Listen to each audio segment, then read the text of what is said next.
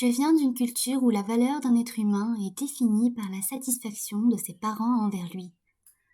Celle de Dieu également. Il arrive que les parents se substituent à Dieu.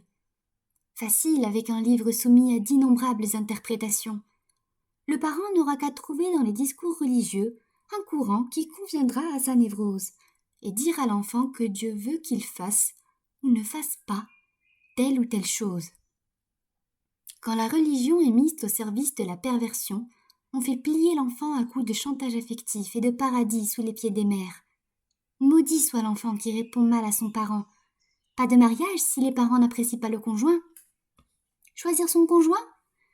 Dans l'idéal, ton parent saura mieux que toi qui est la bonne personne pour partager ta vie. La virginité de la fille sera vérifiée, scrutée. Un père peut refuser une épouse pour son fils si elle a déjà été touchée, comme si c'était lui qui allait l'avoir dans son lit. Une mère refusera pour sa fille un époux qui ne lui conviendrait pas, comme si c'était elle qui allait, avec lui, partager sa vie.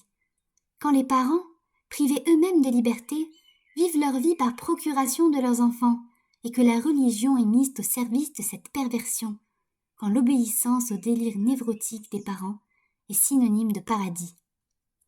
Quand l'indépendance est synonyme de trahison, la différence, vue comme une aberration, la curiosité prise pour un affront, le doute pris pour une provocation, et le questionnement muselé pour ne pas perturber leurs inconscients.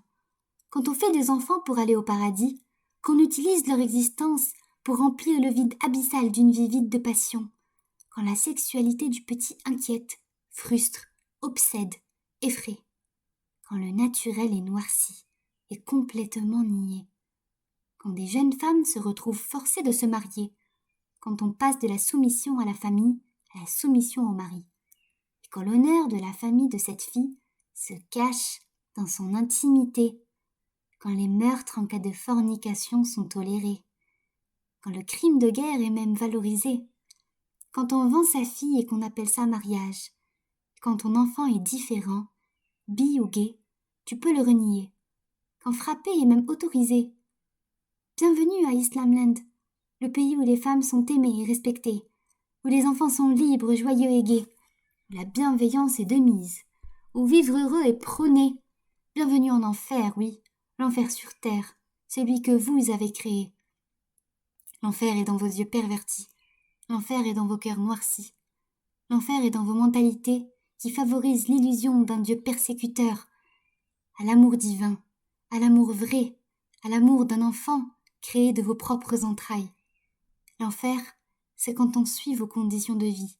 Alors moi, je choisis la vie.